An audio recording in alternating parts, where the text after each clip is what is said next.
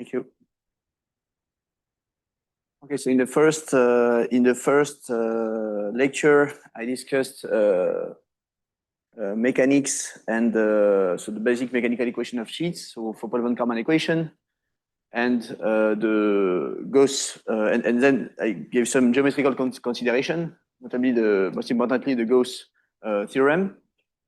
In the second, I mostly, after covering the case of characterizing developable surfaces, we spoke a lot about wrinkles, and in particular, how to determine their wavelength in one-dimensional and two-dimensional settings. So here I will start with another pattern that can appear when the substrate is not deformable. So this time, if you have a sheet of a non-deformable surface and you compress it and it wants to buckle, it has to depart from the substrate. So I will take two examples. The first is this one, which is the case of a rug. So here it is an elastic sheet, but you always have made the case of a rug in a rug. And in this case, to depart from the surface, you have to face gravity. And I will also consider the case where instead of gravity, you have to pay for an energy to delaminate, or surface energy to delaminate. Okay? And I want to characterize, I will discuss the characterization of this pattern. So that's 2, 3 blisters. And I will first discuss uniaxial compression. So okay, that's not the notation they used in the notes. So I will, maybe it's easier if I stick to these ones.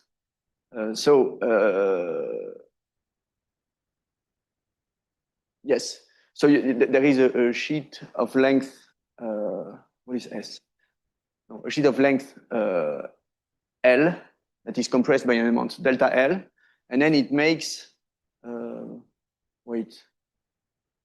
No, sorry, I will take my notation, otherwise I will, okay, they are in one-to-one connection with this one, but I take a sheet of length, say initial length L that I compress by an amount delta, and then it may delaminate by taking this shape here, and the blister that I want to characterize, is characterized by these two, by the wavelength, not the wavelength, but the size of the delaminated region, which I call lambda, and the amplitude, which I call A. Okay. So I will just explain briefly how this goes. So first we can write the energy of the compressed state.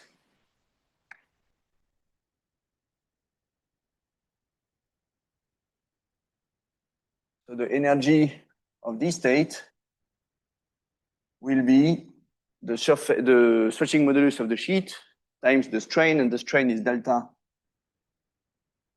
over L squared,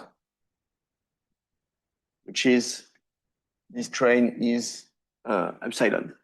And sorry, I have to multiply by the length of the sheet L, and everything is done in unit length in the direction perpendicular to the wall. So if I have, so now I will write all my energies divided by some unit energy, which is YL here, so that this is just epsilon square. I will use dimensionless energies. Okay, now the state with the blister.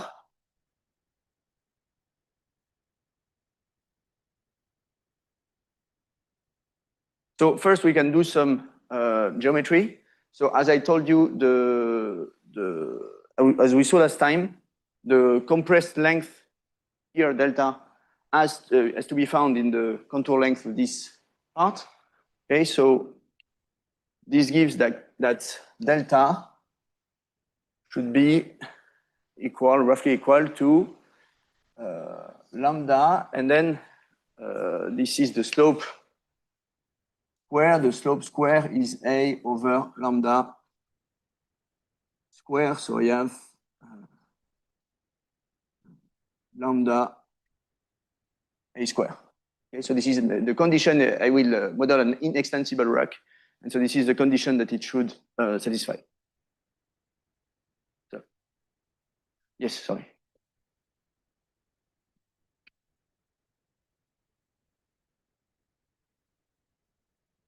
Okay, so now with this, I will write my the bending energy. I will have, so this is the first condition, the inextensibility.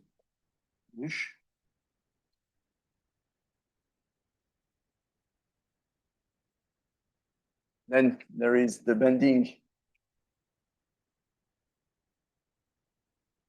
energy, which is, so there is the bending modulus times the size of the rack and times the curvature, which is A over lambda square. So this is B A square over lambda cube. And if I use inextensibility, A square is lambda delta. So I have B delta over lambda square. And now if I write the dimensionless version, U band is B. So delta I divided up by L, so this is epsilon over Y lambda square.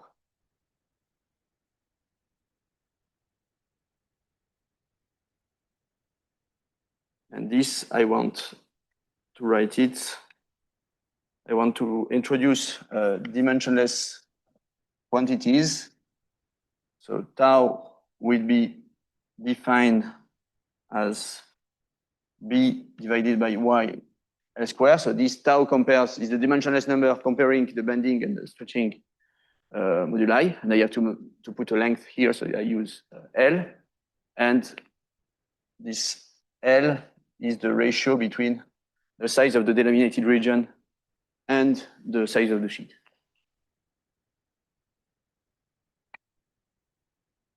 And then there is the last energy, which is the we call it the departure energy, because it may have two different forms. So this one is in general lambda times a function of A, of the amplitude. And then so for gravity, Fd of A is just rho G A. And for addition, this one is Fd. It's actually discontinuous. It's just gamma, the addition energy times A. Gamma. No, there is no A here. In delamination, it doesn't depend on the amplitude. As soon as the amplitude is strictly positive, you have to pay the addition energy. Okay, and I have U delamination. That is, so this is what I have here divided by YL. I will restrict to the case of, I'll choose addition, but I mean, this is, everything will be exactly the same with gravity. I mean, the expression will be different, but the mechanisms are the method is the same. I have lambda gamma over YL, which I take to be equal to gamma, small letter gamma times L, and small letter gamma is just gamma over L.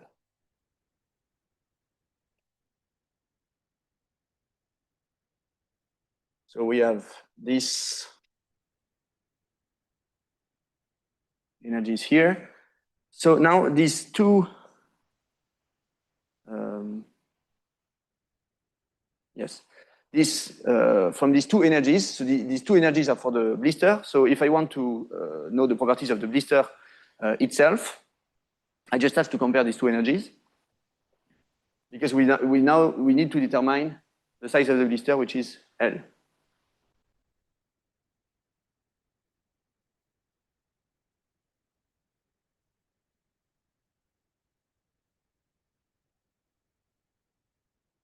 Which is tau epsilon over L square is gamma L, and so this gives L is tau epsilon over gamma 1/3. And if you inject it in UD, you have U, you end up with U, the energy of the blister, which is gamma times this. So you have gamma 2/3, tau epsilon 1/3. Okay. So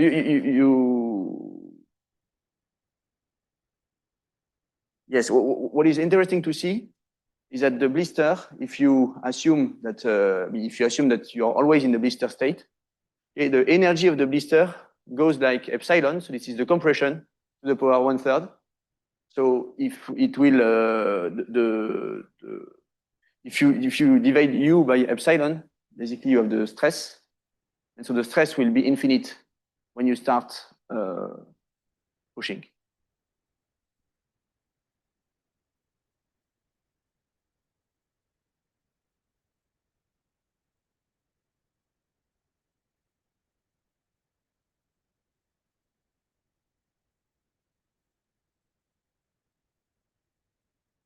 So this means that actually the blister model cannot hold to epsilon goes to 0. And this is why we have to compare the blister, which is inextensible. So if you are inextensible, it's not so shocking to have a diverging stress. We have to compare it to the compressed state. Here we see that compression matters. So if now we want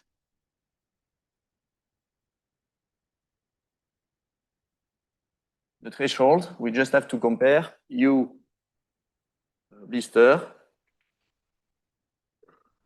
to U compression. And so you have gamma 2/3 tau epsilon 1/3 goes like epsilon square. Okay. And this gives me epsilon. So I have 5/3 on the other side.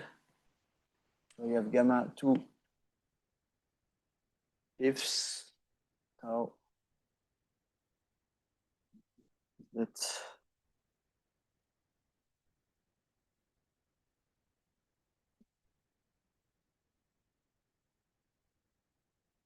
okay. This I have.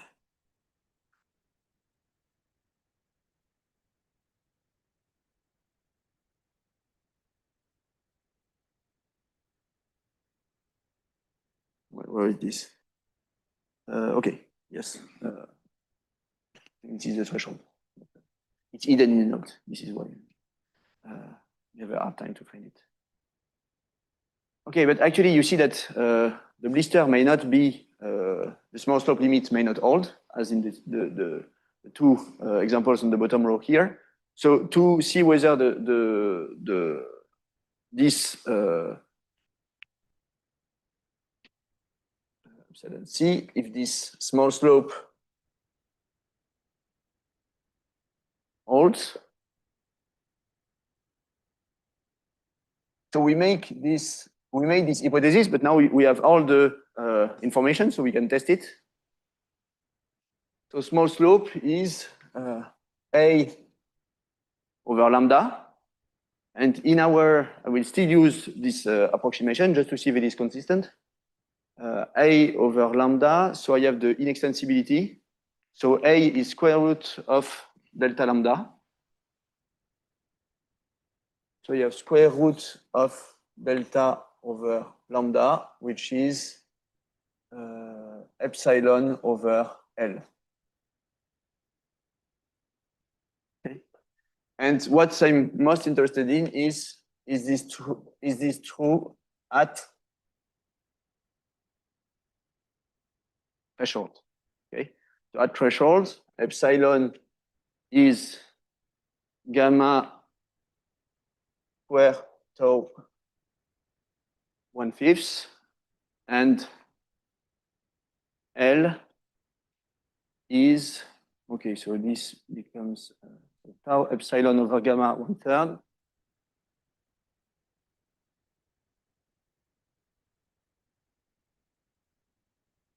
So what do I have here?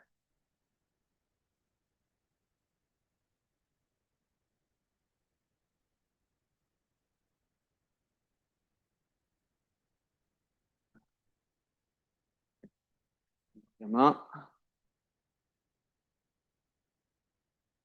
Let's see if I can do this without panicking. Here I have 6/5, and here I have gamma 3 1/3, and this is tau 2/5 over gamma 1.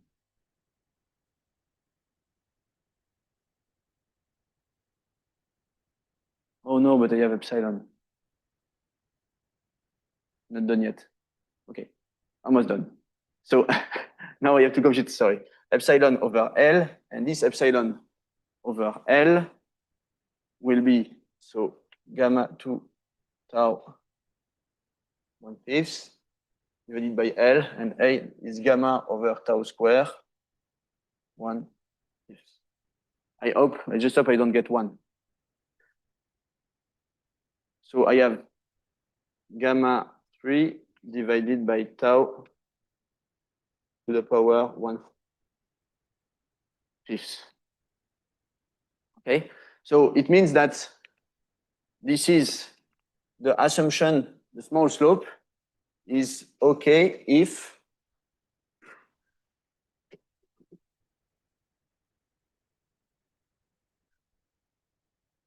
gamma 3 is much smaller than tau. Okay. So just to remind you, tau is basically the bending modulus, is how much I can bend, and gamma is the adhesion energy. So if if the bending modulus is large enough, then I will delaminate in a small slope threshold. If the bending modulus is too small, I will delaminate at threshold. I will delaminate already in a large slope case. Okay. The small slope threshold is nice because its shape is given by the elastica, and it has a very nice. I mean, actually, it's a simple cosine that you see on the top figure. So this is nice, but we may be able to solve the one on the bottom row. For gravity, I'm not sure. For delamination, we can. For gravity, it's more complicated. But anyway, we can do a scaling analysis, and we can do the same scaling analysis for the large slope. So I won't do everything again. But what we have at large slope, what is the difference? Is that now you bend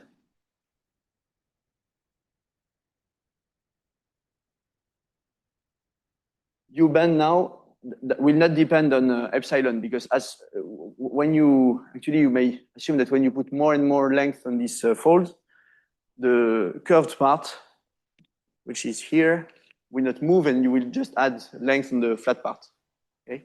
So this one will not depend on epsilon, and actually it will just be tau over L square.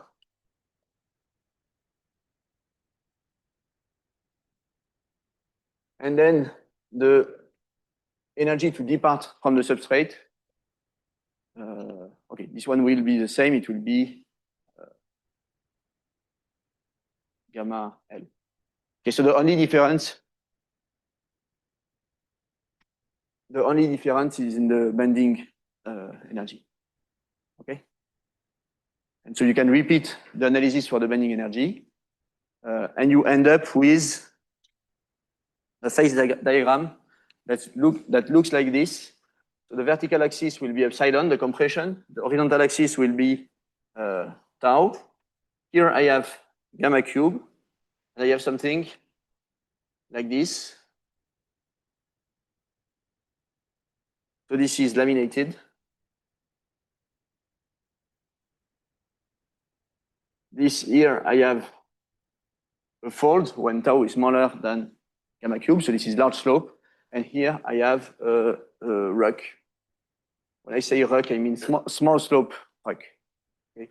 This is large slope, and this is small slope. Okay. So depending as you increase, as you compress, either you are here and you will directly go to a fold, or you are here, you will delaminate into a ruck, and if you compress more, this ruck will transform into a fold. Okay.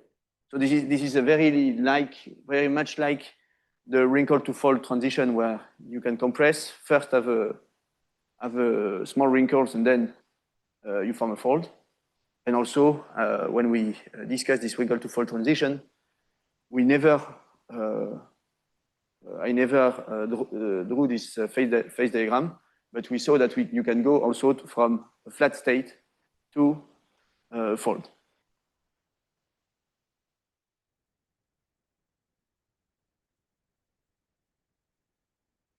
So the one interesting thing is that I spoke about where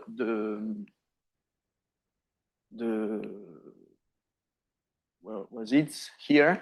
The stress. So the stress would be sigma would be du over d epsilon.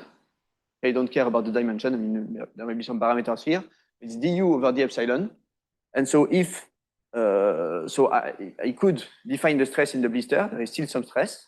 Okay, but when I am in the fold state, since the fold doesn't depend, its energy doesn't depend on epsilon, I have no stress. I have a stress-free state in epsilon. Okay.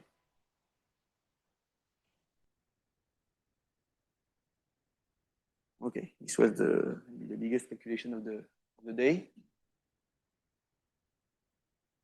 So how? Yeah, I will do it only by showing image. Yes.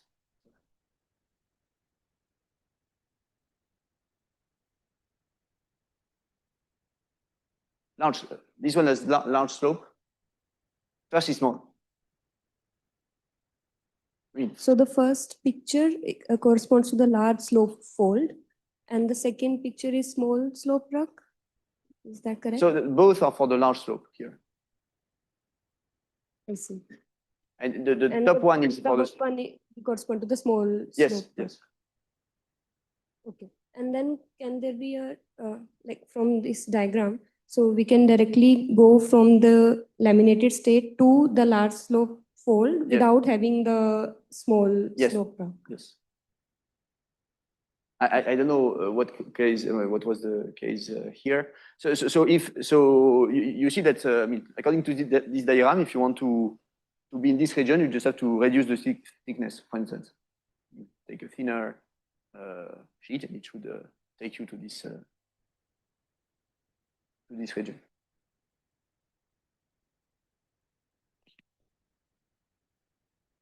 Okay, so I told you we discussed on Monday about the problem of the yes.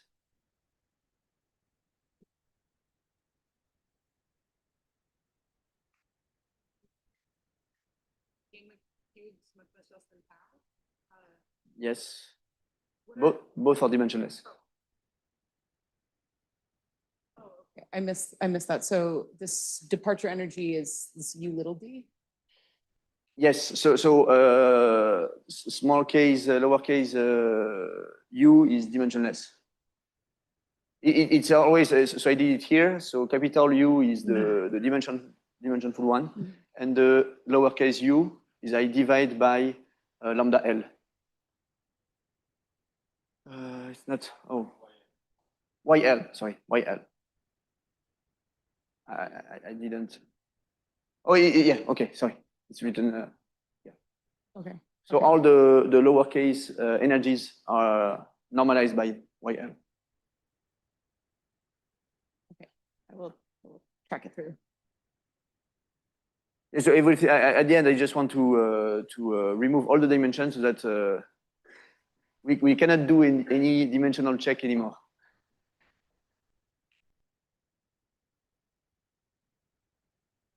Oh, it's Y. Sorry. Thanks. Yes. Okay. All right. Not, Very relieved. Thank you. sorry. With all your help, we should make it.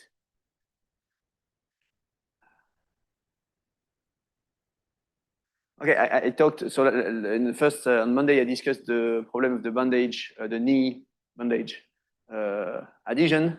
And I compared the energy, maybe we'll erase the first part here. We compared the energy of the fully laminated state and the energy of the fully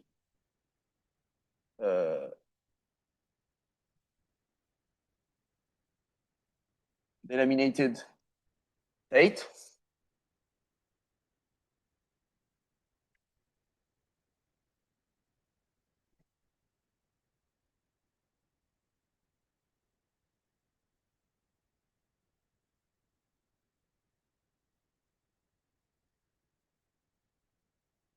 And we arrived at the conclusion that the critical, so I note lambda is the size of the sheet,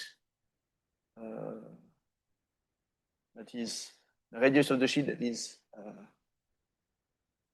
L divided by the radius of curvature of the sphere, that is R. And we arrived at lambda critical for delamination was gamma over Y to the 1/4.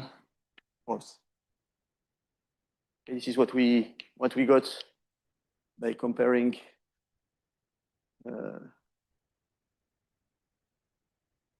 this. Okay, and I ask you, why is this? What's the problem with this analysis? And actually, the problem is that we are comparing, okay, fully laminated state. Okay, this one is this is the state. Say this is the state that we want to reach. Okay, and we want to know when we will depart from this state. And now we compare it to some state. So when we reach this threshold, it means that this one is better, but maybe another one will be better soon. Okay, so that the threshold will actually, so this threshold is actually an upper bound of the threshold. And what are the better states? The better states are like this. So you have a part of the sheet that remains laminated and the part that detaches. So in the picture on the left, this has been done with what I would call thick sheets, so that the pattern is really complex here. And this is kind of hopeless to try to describe, to find an analytical expression for this shape. Okay. The experiments on the right have been done with much thinner sheets. In this case, you can see much cleaner delamination blisters.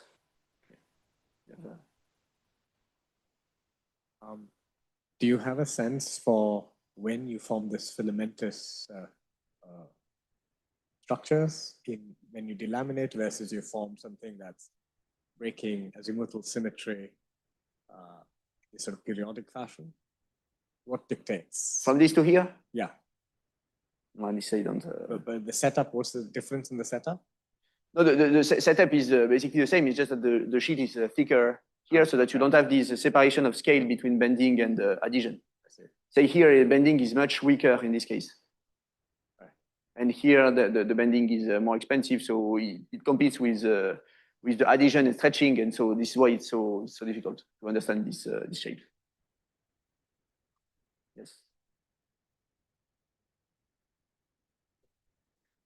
The second case, is it on a water bath, and in the first one you have a solid substrate? Is that true? No. This one is also in a solid sphere. Okay. Okay. Just a related question. So these patterns, do they also depend on the relative size of the sheet and the substrate? Yes, actually. So when I say my dimensionless parameter lambda here, L is the radius of the sheet, and R is the radius of curvature of the substrate.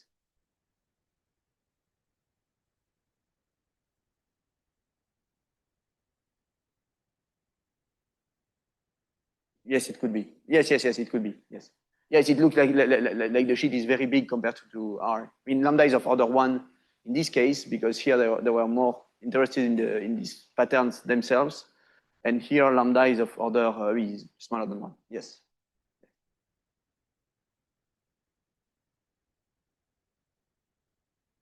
And so in these two pictures here, you have these nice radial blisters, and you see that as the thickness is reduced, you get more and more blisters. Okay. So of course, the pattern is sometimes complex. I mean, you see a complex pattern of blisters here, but you can make a simple model like this one, where you have a laminated core and then radial blisters. And by combining the analysis of the energy of the blisters or the folds here and the energy of the laminated part, which comes from the Gauss strain, because there is a mismatch between the radius, the Gauss curvature of the sheet and the one of the substrate, then you can make prediction about when the sheet delaminates. Okay. And you find two cases, again, so either it delaminates in a fold or in a small slope rack. And actually, since when it delaminates in a fold, there is no residual stress, what you find is that the delamination into a fold corresponds to the case where it delaminates as soon as the edge is under compression. And when, so this is an easy calculation that I could have picked for the tutorial, but we'll do another one. And the threshold that we get, so when tau goes to 0, is that gamma c is gamma over y to the 1/2, which is much smaller than 1/4.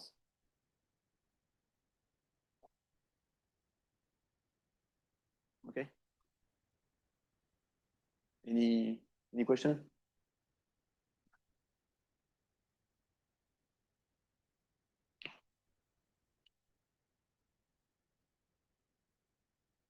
Okay, so now I will move to a completely different subject.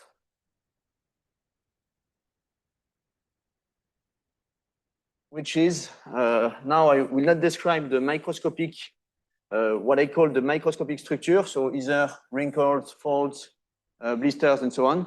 But I want to understand, I want effective models, because here, you see, I have to, in each case, I have to resolve what happens at the scale of these small things, okay? And this is very annoying if you want to compute the global response of the sheet.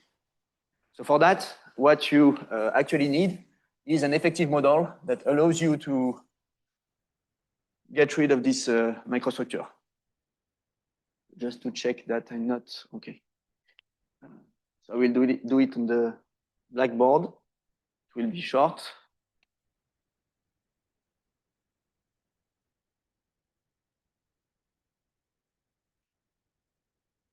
So I will first present two models.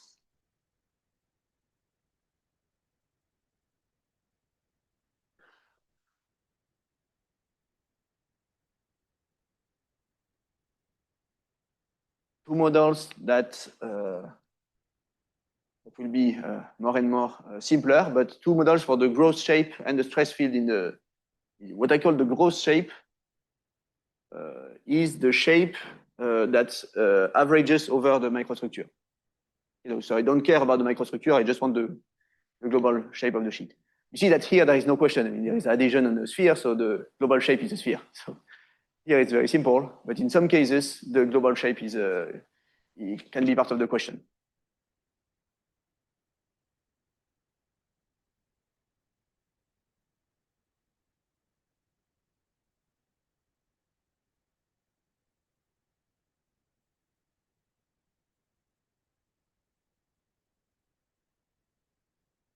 Okay, so the first is the membrane model or tension field theory. So in this tension field theory actually dates back to the 60s. I'm not sure I give proper credit to the where it was first introduced. I refer to the book of Mansfield in 1969. So this is rather old, but was introduced in the beginning, in the early 60s, I think. So in this model, the model can be written as this. So it assumes that the stress is always positive because the sheet buckles as soon as it is under compression.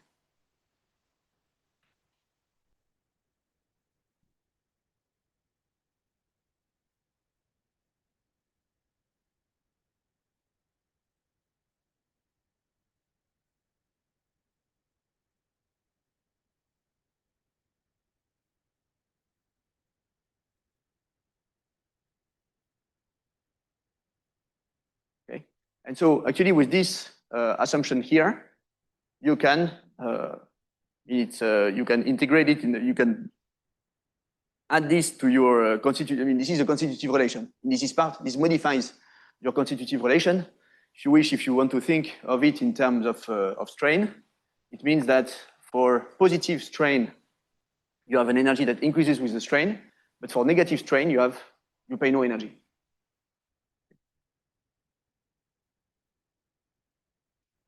If I have the energy as a function of epsilon, I will have something like this. So there has been a refined version of this introduced recently when there are no, when the loads, in some cases, when the loads applied on the sheet are very small, actually the residual stress coming from the microstructure may matter. And in this case, it should be replaced by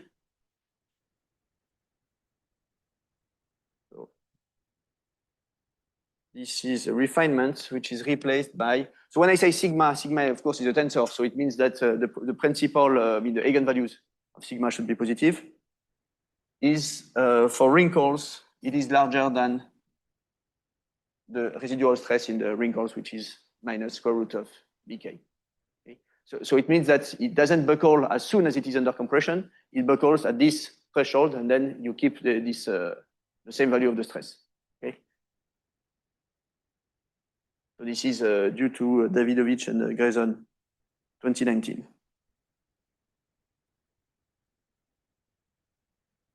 So when this can be assumed, this hypothesis can be assumed, for example, in elastocapillary models, such as the one on the on the right. It's not, I mean, it's adhesion, but actually it's wet adhesion. So there is a fluid between the sphere and the sheet, in the left also.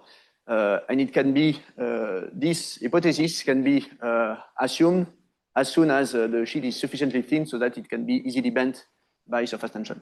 Okay, so this is what we saw on the first, on Tuesday, I think. So, yes. Multi-axial stress. In the case of a multi-axial stress, would that threshold be a threshold in the trace of the stress, or no, each direction, each principal direction? But the buckling threshold, I expect, will be different even in sorry. So the buckling threshold will be different if you have a multi-axial stress, no? So here you have an uniaxial compression, but if you have So as I said, sometimes you may have tension-induced stiffness. So this stiffness can have many origin. Yeah. So maybe this stiffness depends on the stress in the other direction. Okay, yeah. So okay, this is the most you picked the most tricky case. Thanks. It's a good pick. Otherwise, it's not so difficult. I mean, the stress in when the sheet usually in many cases, the sheet is under tension in one direction and under compression in the other. So you apply this in the direction that is under compression. So what do we have here? Yes, okay. I have, so this is what has been called the Lamé setup. It has been, yes, it has been used for elastocapillary problem around these years, I mean, 2010, something like this. But Lamé is definitely older. Actually, I don't know what is the initial, I don't know what is the initial Lamé problem. Maybe some of you. The cylinder? Under pressure, then. Okay. So it's a cylinder under pressure, but so here you want to do it with a sheet. So what is done? That you put an annular sheet. So you have two radii, R in, R out, and then you put surfactant outside and on the bath. You put something in the bath so that the surfactant cannot go into the bath and go to the inner surface. So now you have a larger surface tension inside than outside, and so this pulls the sheet inside. And if the ratio is large enough, this can create wrinkles, as we will see. And the outer surface tension can be controlled by the position of these barriers, which can compress the surfactant and so decrease gamma out. And these are the shapes that you can obtain. So I will first look at what I said here is mostly used. We can, okay. Simpler case, if you have the narrow annuli are simpler. For the narrow annuli, the stress is almost uniform in this direction, in the direction of the annulus. And then you see that you have wrinkling as soon as you reach this. I mean, you can compute it, and you see that you have wrinkling as soon as you reach this threshold. In a two-dimensional geometry like here, finding the buckling threshold is more complicated. But imagine that you are far from the threshold and you are in this limit, so gamma larger than 0. This is the topic of the tutorial. So this will actually, if you solve this problem, what you find is the extent of the wrinkle zone. Okay? So you can see that the stress in the azimuthal direction is positive in the outer region and negative in the inner region. Okay. What is actually funny with this is what happens, they will comment on it, when the wrinkles reach the edge. Okay, and this is another test of this tension field theory. So this is a very thin sheet placed on a curved interface. So the curved interface is curved due to pressure. And because of the Gaussian curvature mismatch, there are this compression of the outer rim, and it may wrinkle. And using this tension field theory as a function of, okay, the confinement, so this alpha is proportional to the curvature of the interface. As a function of the curvature of the interface, you may, using the theory, predict the value of the unwrinkled core. And what you find is really in very good agreement with the experiments. So here, everything is has been rescaled, so everything is on the same curve, but these are, you see, these are experiments with very thin sheets here. Okay, then we'll look at this thing. The next model is the geometric model.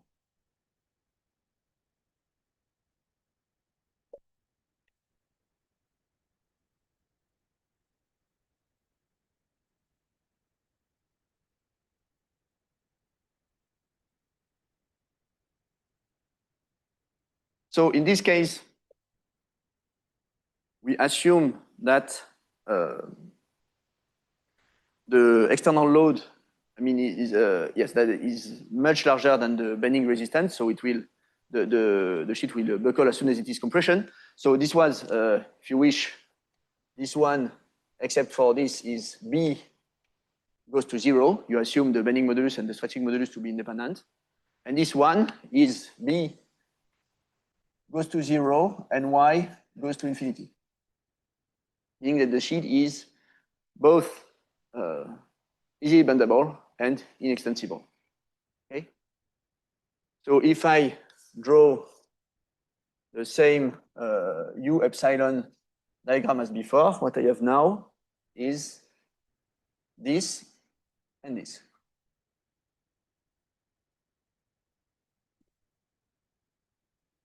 Is there an issue of order of limits on how you, because presumably you're taking Y to infinity and you're taking thickness to 0. Yes. Do you have to take the thickness, do you take the, yeah, which one do you take to 0 first and which one do you take to infinity? I never had any issue with that. Okay. Does it rely on the existence of finite bending isometries? Maybe taking B to 0 first is safest. Okay, so because this way you can still, you can always make isometries by putting the right amount of wrinkles wherever you want. Okay. And are there cases where you have refinement of the wrinkles that, you know, if there's a cascade and they're finer and finer, where this will fail? I mean, as soon as you are in this model, then you cannot deal with cascades. Okay. This doesn't handle cascade. So, I mean, to be more precise, what you can do with this kind of approach, and what has been done, for example, here, that usually you decouple the problems. So first, there is a problem of the stress field and the part that is, so the stress field within the tension field theory will tell you which part is under compression, so where the wrinkles will form. Okay.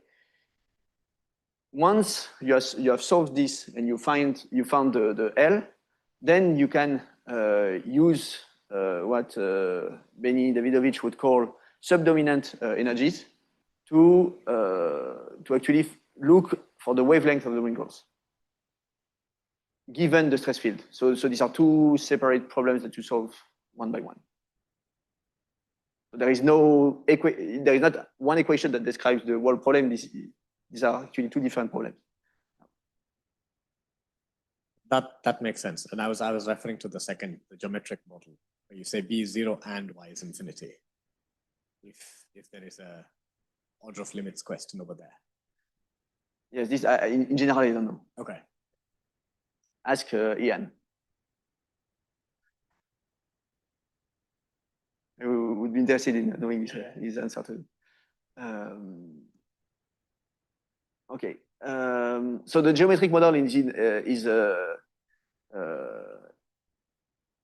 are these limits, and so I call it geometric because there is no remaining modulus in the material. So this is why there is no mechanics anymore. Actually, having no mechanics doesn't mean that you cannot use the stress field to solve for the problem. So the funny thing is this example, so this is taken from a paper, so this Paulsen is not Joey Paulsen. He was too young when he was in middle school, so no, not even middle school, I think primary school, so he was too young to do that. I mean, who knows, but okay. I mean, this one is not Joey Paulsen. And so the idea is so this is a paper from American Mathematical Monthly, so this is a, pedagogical journal with pedagogical articles. And actually, this problem is a very nice problem in the calculus of variations. And I use it as a tutorial for the student in SPCI for 10 years. Okay, so you may use it also. It's very nice. So the idea is to say that you want to compute the shape of these balloons. So how these balloons are made, you take two circular sheets, you glue them at the edge, and then you inflate.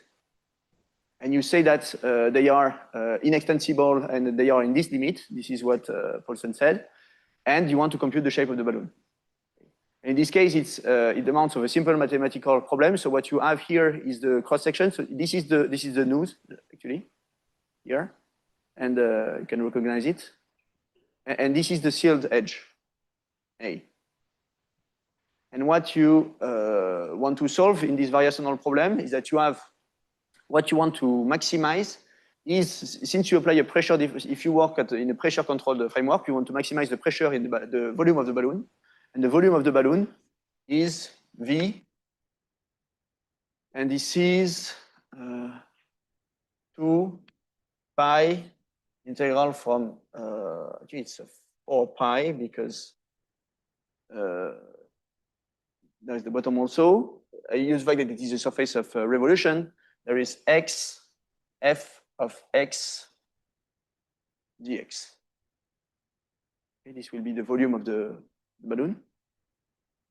And there is a constraint, which is that the initial diameter of the sheet is given by, so this is 0 to A, and this is 0 to A, 1 plus f prime of x squared dx. Okay. So you have to minimize V minus lambda A. This is a constraint.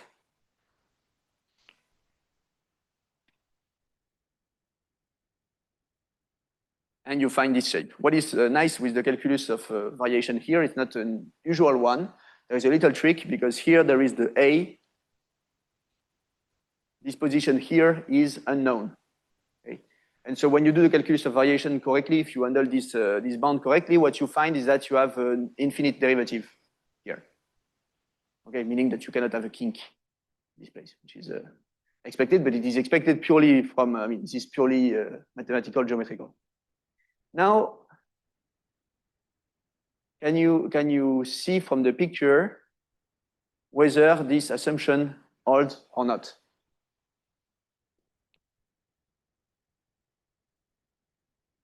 It's very clear.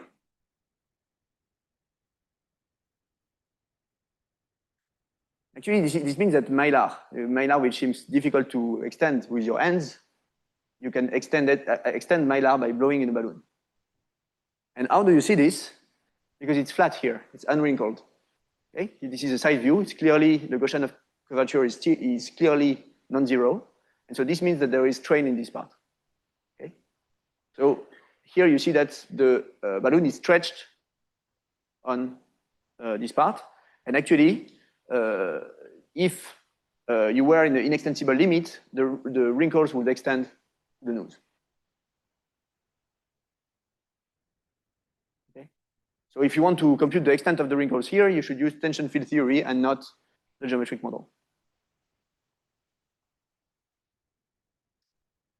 So, okay, I'm sorry, I didn't want to do advertising on this in this lecture, but I had a lot of fun with the geometric model, and I couldn't resist in sharing it.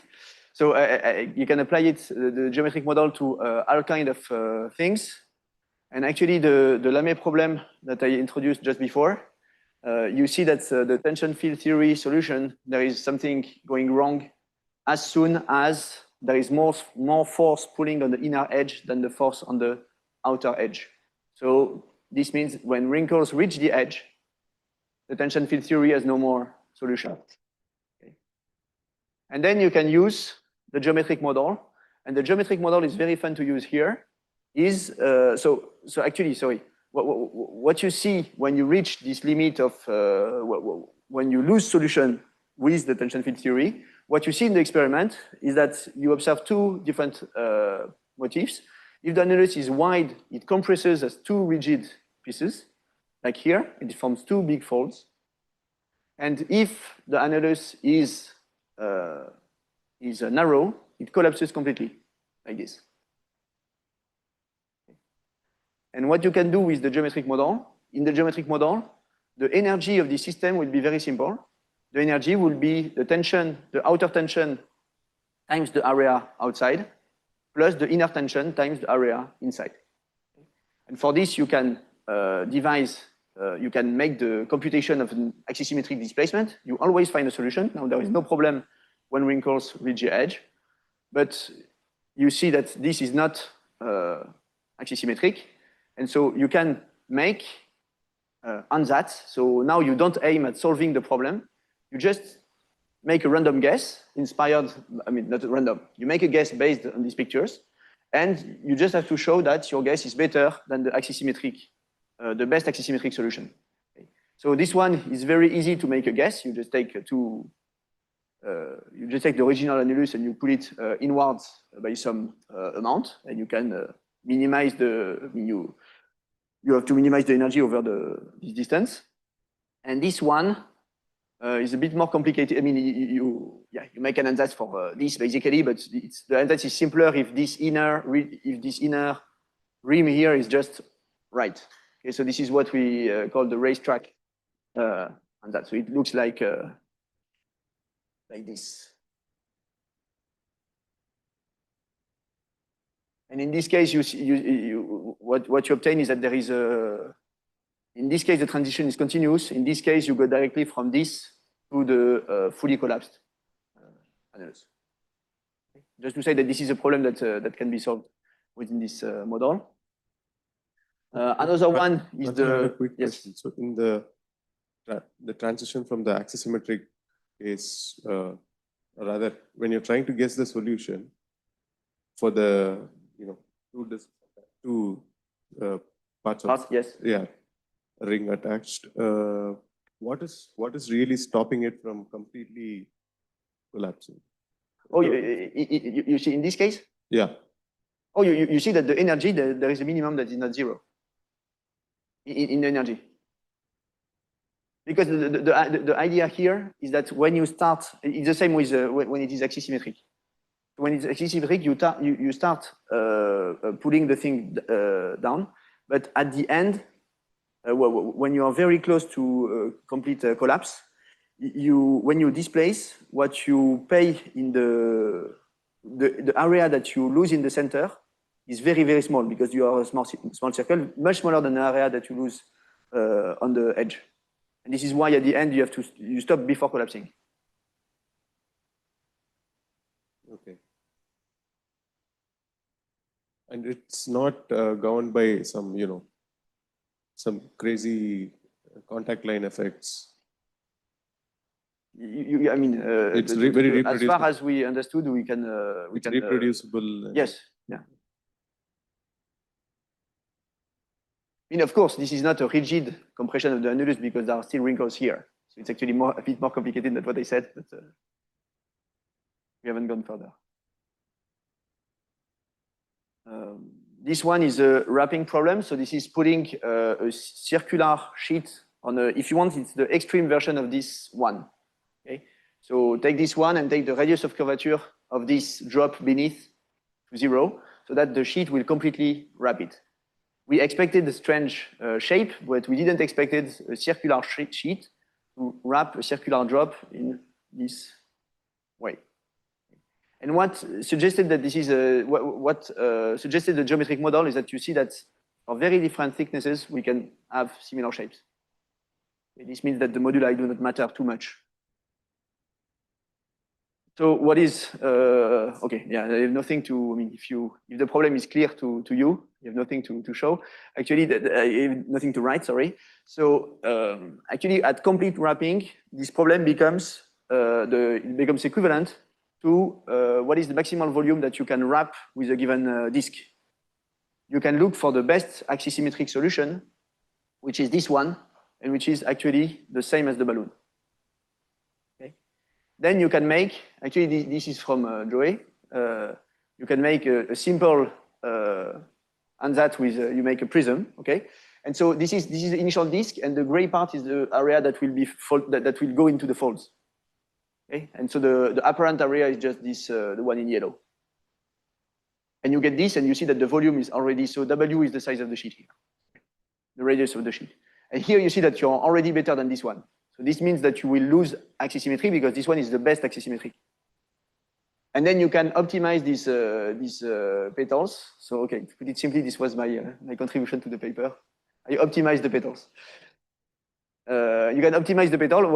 The nice thing that you find, so you gain a little bit. The center line of the petals, they have the exact same shape as these ones.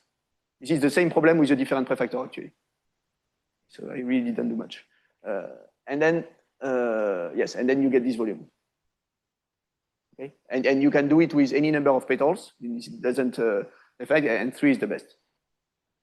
Of course, in the experiment, we don't always see that. I mean, this is not perfectly, this is not a regular triangle because this depends on history. And in some cases, we have an empanada shape, so the one with 2 petals, but it is even more efficient than this one. Actually, some funny thing that about this shape and the shape of the Mylar balloon that I didn't say is that the Mylar balloon, so I quoted this paper from Paulsen from 1994. Actually, the shape that you get is exactly the same of the shape of a parachute predicted by Taylor in 1919. And this Taylor calculation is the calculation, yes, this one. What is this? It's reminded me. Yes, okay, this one, perfect. So Taylor did the calculation with the stress. Just assuming that when you are hanging below a parachute, the pressure beneath the parachute is uniform. This is the assumption that it's the same, yeah, and you find the same shape. And since they are not written the same way, it took us a few days to realize this. Last thing that you can do with this geometric model is something else. Actually, it's something more. You can compute forces. Okay. So this is an indentation problem. You float a circular sheet on a bath, and then you indent it in the middle, and you record the force as a function of the indentation depth. And from the geometric model, so now the energies that you put in the geometric model are the gravity of the bath below the gravitational energy that it takes to remove this liquid here, and the energy due to surface tension. So you can compute the shape, and you can compute its energy. And if you derive the energy with respect to delta, you have access to the force. You can compute the force with this shape. Okay, maybe two last comments about. I mean, no, not comments. Shouldn't call these comments. These are 2 last effective models. So these effective models that I told are for the growth shape and the stress field. Actually, there have been also models for the wrinkling pattern.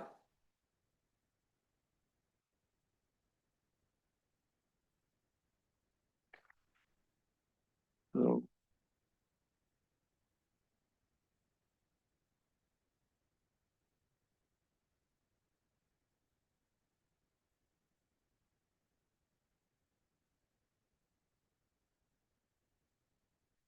and I will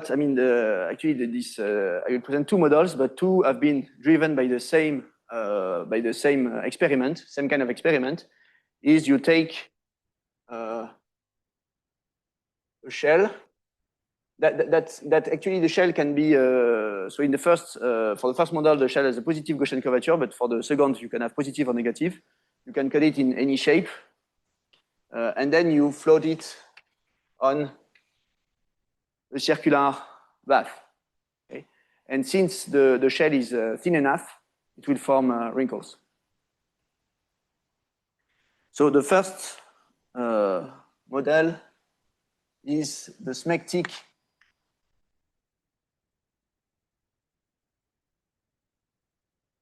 model. And this is Aroni and collaborators 2017. And what they did is assume that the height of the sheet is given by A of R cosine phi of R. So this is A is the amplitude and phi is the phase. And the assumption was that the amplitude and wavelength of the wrinkles will not vary I mean, that would not vary much on the scale of the wavelength of the wrinkles. Okay, so the wavelength is a smaller, the wavelength is small, and the wrinkle pattern evolves in a larger length scales. So from this, you can get the wave vector, K, it depends on R, and that is just grad phi of R. And averaging over, I mean, this is quite complicated, but averaging over all the wrinkles, the individual wrinkles, they came up with this effective energy for the wrinkle pattern. So one is delta ij plus a square over 2 ki kj.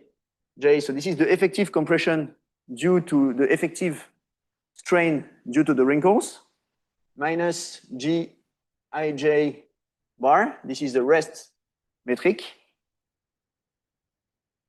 So this term tells you that you want the wrinkles to take the excess length that comes from the fact that you are stamping this shape on the plane. Second is sigma epsilon over 4 lambda 0 square k square minus 1 square. So lambda 0 is b over k to the 1/4.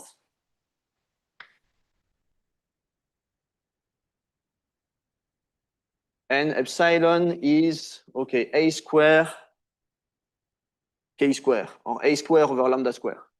I could have made, I would say, pedagogical simplification to the energy that is given in the paper. So if there is something wrong here, it is my fault. And then y lambda 0 square epsilon square over, this one is important, di kj square. So when I have this, it means that I take the norm, square norm of the tensor, okay? So this one tends to take the excess length in the wrinkles. So this is maybe inextensibility. This one gives the wavelength that they should have on a uniaxial compression. And then there is this one that penalizes the deviation from a flat wrinkle pattern. Okay. And from this, they could discuss, for instance, the shape of the transition between domains with wrinkles in different directions. This one?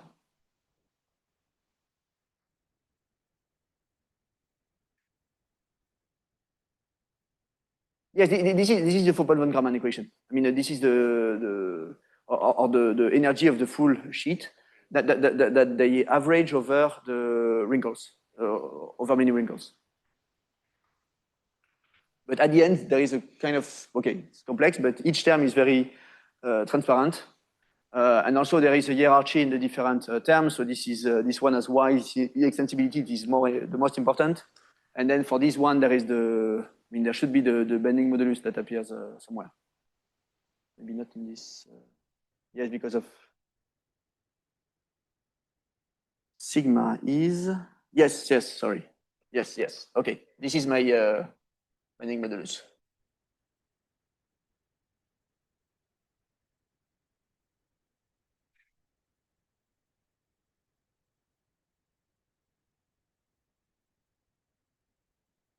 Okay, and last, okay, I will not say, I will say as much as I understand about the next model, which is not much, except that it gives beautiful pictures. I call it, okay, I think I can call it the Tobasco model.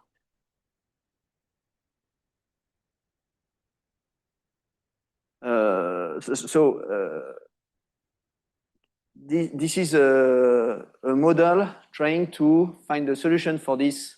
I mean, for physicists, I mean, for people in the physics community, it was a crazy attempt to. So the idea is to take sheets of any shape in kappa smaller than 0 and kappa larger than 0 surfaces, and you float them on a liquid, And then you have this strange wrinkle pattern, such as this one. So this one is not, it's not a square that has been taken with some perspective. This is really this shape. And this is the same shape, but taken for a surface with negative Gaussian curvature here and positive Gaussian curvature here. And just saying that the sheet should optimize the coverage of the surface. Jan Tobasco, and collaborators, they come up with simple rules to determine these wrinkle patterns. So in some regions, you can see that there are wrinkles, and you can compute this length about the direction of the wrinkles. And in some cases, like here, this area, the area in this part, you see that the wrinkle pattern should be disordered. It's hard to formulate. You cannot tell anything about the wrinkle pattern here. Okay. So what's funny, because what it clearly corresponds to for a physicist, that when you see this, you see, okay, I know the direction of the tension. Here, I know that tension is along the green line. It should be also along it should also be along the blue lines here, and so on. The wrinkles tell you that when you have wrinkles, you know that you have compression in this direction, and you have tension on the other direction. If you don't have tension, at all, then you are disordered. Okay, and all the argument relies on some locking stress that is not the stress, they say. I don't know. So maybe since then they have understood, but I didn't. What they at the core of the analysis is the fact that you can always write the stress or locking stress as some function times Ti Tj, meaning that in this case, the stress should be 0 in one direction. So T is the unit vector. That in this other direction, you don't know what in the other direction, the stress is 0. Yes. And actually, you can, if you apply, this is done in the notes, if you apply the equilibrium equation here, what you end up with is, if lambda different from 0, you have Ti di Tj equal to 0. And this means that the lines where the stress is, the lines along which the stress is, if you follow them, T doesn't change. So these lines are straight. Okay. But this is it. I didn't understand more about their derivation. Okay, so I will just say, what do we have here? Yes, I will just now say a few words. I have 15 minutes about stress focusing. So the idea of stress focusing is to study the shapes that appear in a sheet of crumpled paper like this. And so for this, you can identify in this crumpled sheet two kind of singularities. The first are point singularities, like this one. And then you see line singularities, such as this one, or maybe this one here.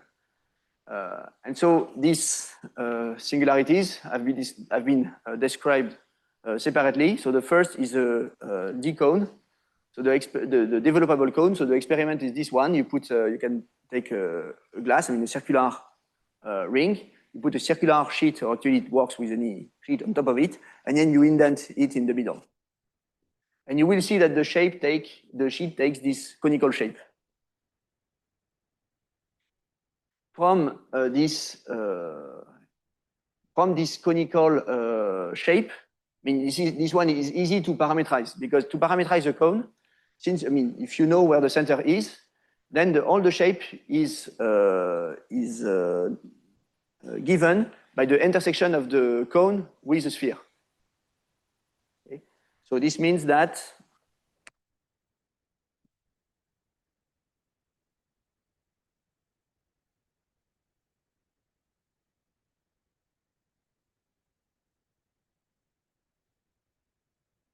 Maybe I will just use the central part because I don't have much to.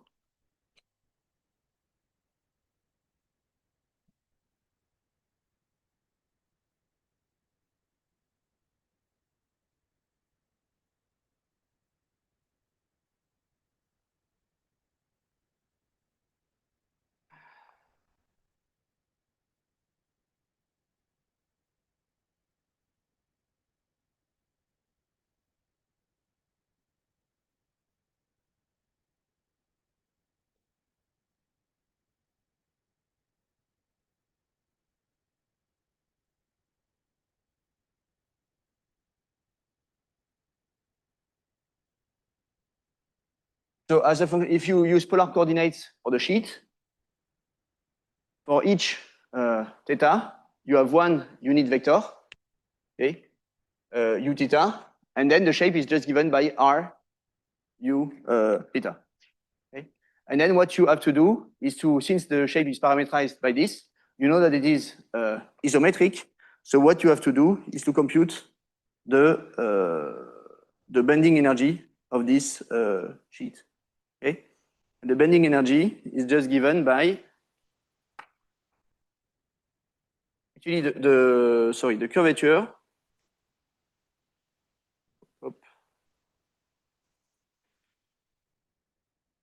Yes, I will define C of R and theta, and you will have some curvature at an angle theta just divided by R. Okay, and when you want to integrate the bending energy, you will have B over 2, and then you have the integral of R dr d theta, and then you have the curvature squared. Okay, so you can completely separate the R and theta integrals.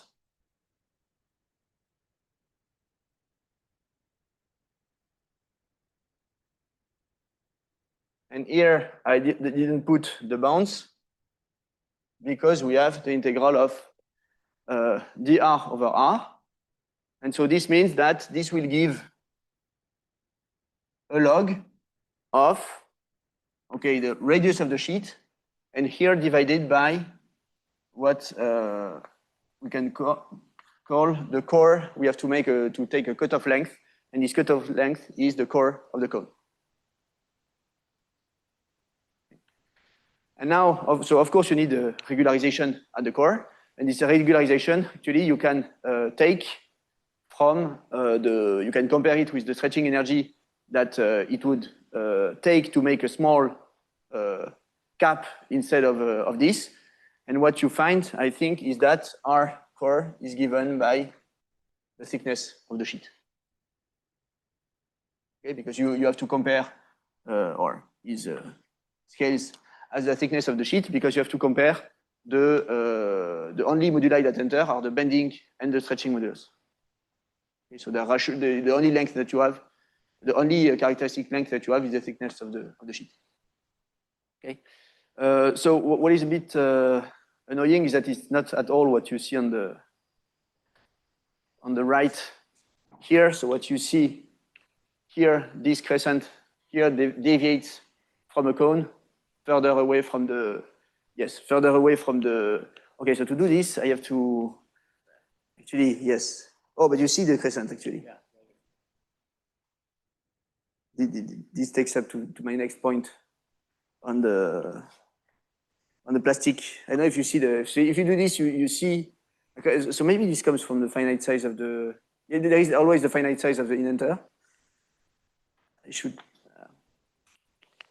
do we have another sheet? Oh, if you have one more, then I will do it with the other side of the, I will indent with this instead. You get the same? Great. Okay, so it's not the size of the indentar. Good. Okay, so this tells you that so you can regularize this R core, but what still remains is the size of the sheet. So you have a logarithmic cost for bending in these developable codes. The next one is this one. So it's a ridge singularity. And in this case, what you see, so you can see it as the interaction of two developable cones. So here you have two singularities, but you see that between them you have a nice shape. And this shape, I mean, you see that it's wider in the center than on the sides. Okay? And so I won't do the, if I do the calculation here, I will do it wrong because I don't have enough time. I think I can even do the drawing wrong.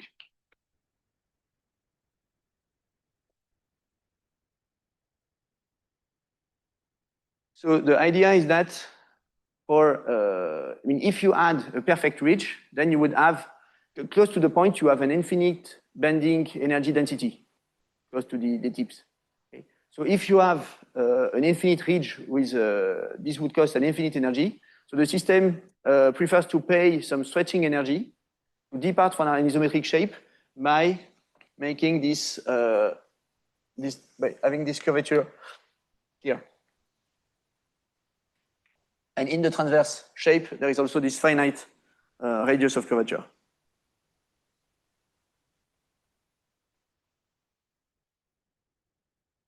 So here, alpha, okay, this is alpha divided by 2. And so if you compare, this is what I mean, this is done in the notes. If you compare the stretching and bending energy of this, what you get is an energy that scales as y t to the 5/3. W is this distance, 1/3, and alpha the 7/3.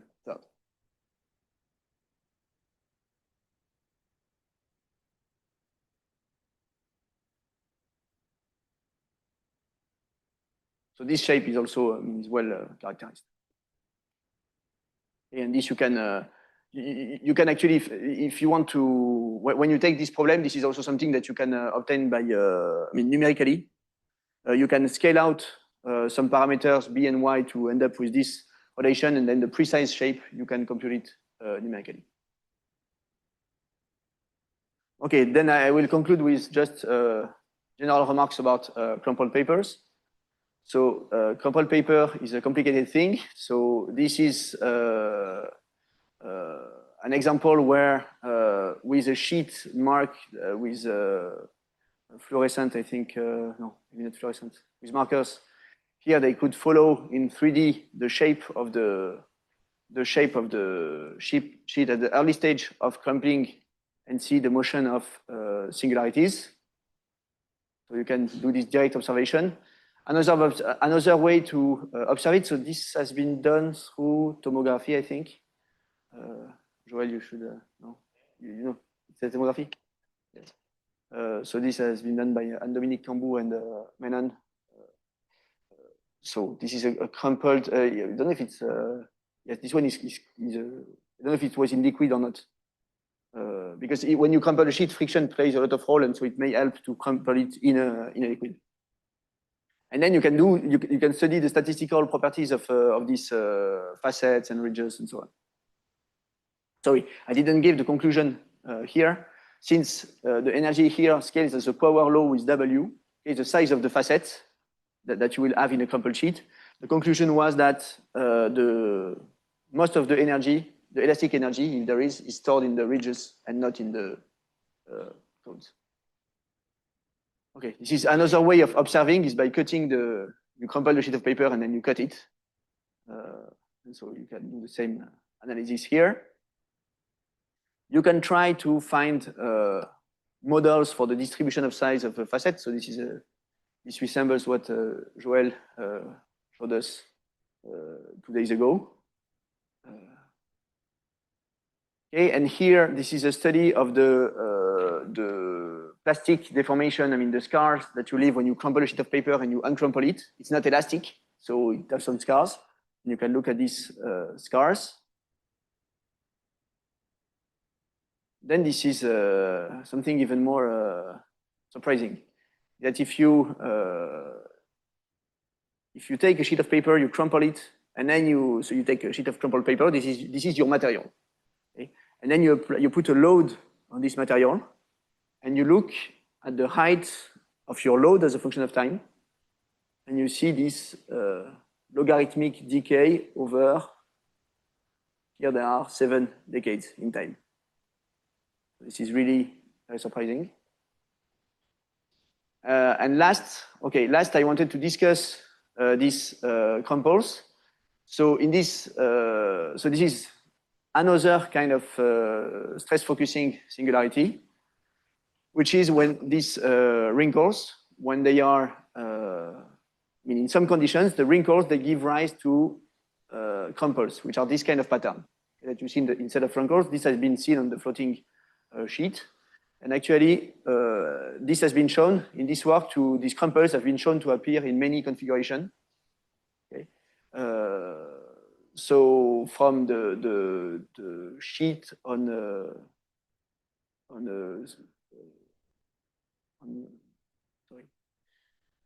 sheet on liquid, but on a curved liquid interface, you go from here to here.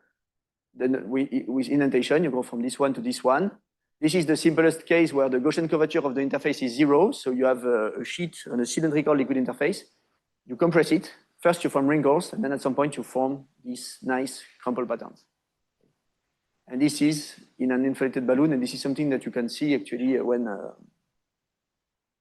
don't know, when you have some bags of candies and so on, and you go to Boulder, okay, in a high altitude place.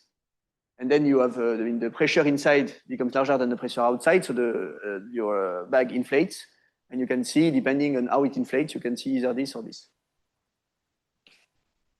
And the funny thing for these crumples is that, and that will be my last word, these crumples, they have, so in these papers, they have been very well characterized. In the sense that they, by high, you can see that you go from wrinkles to crumples, okay? And you can look at the thresholds, and you can look at how it depends on the different quantities. And if the wrinkles are like this, and you curve them with a radius of curvature r, and you apply a tension sigma on both sides, and okay, and this, and L is the extension of the wrinkles. Then you see that you see crumples for L over R square larger than 300. So this is not a scaling law, this is a law, sigma over Y. Okay, so I define it, so Y is the stretching modulus, and the other parameters are defined here. And this is the threshold that they found, and this is yet unexplained. Okay. It depends on very few parameters. Sometimes when you have few parameters, it's a good news, but here it's very hard to understand what this pattern will depend on, so that you end up with such simple law for the wrinkles.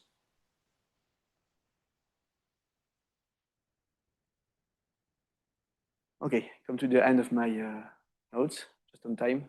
Thank you for your attention.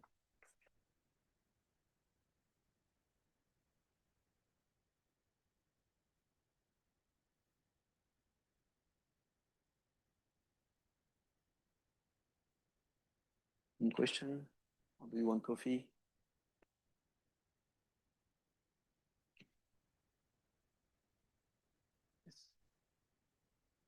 So understand that you have covered a decade's work of, on computing the geometry of these things. So what's the main motivation if we want to apply this to something else later on? By computing the geometries of different wrinkles, crumples. Yes. Yeah. Where is the application that we as students should look forward? What is the application? Yeah. I haven't think about it. Wings, maybe. Yeah, what people usually mention as application in paper introductions are, so I can repeat what is an introduction of paper, is flexible electronics. So if you want to make something flexible, I mean, you want to have flexible things, and you don't want to, not to damage it. It shouldn't be submitted to some kind of deformation or some kind of load. Okay? So you may want to be able to predict the kind of loads that you may have. For example, here, it looks like this is nice deformation, but here you have singularities that may, if your material is not strong enough, it may damage it. And another one is patterning. Is that if you want to make an object with some pattern, you can either have a mold with this pattern here, or you can make it in a situation where it will form wrinkles, and then you will have a way to to freeze the wrinkles and end up like this. Does this answer your question? No? Yes.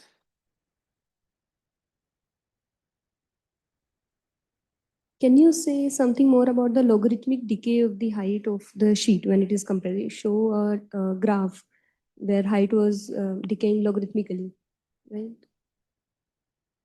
Yes, this one, which is unusual because unlike the exponential relaxation, it's logarithmic. Can we see why this logarithmic is? I mean, there are, as far as I know, there are effective models for this, but these models are not based on the microscopy. They are not derived from first principles, for sure. You can always say that in your material you have a collection of timescales, maybe infinite, and so you have a sum of exponentials, and you may have an integral of exponentials, and if you take the right distribution of these exponentials, then you can end up with any relaxation. Any more questions? I will not answer any question after now. I'll be here until the end of next week, but I won't answer questions. So you have to ask now. Okay. If not, let's thank Vincent again for these nice lectures.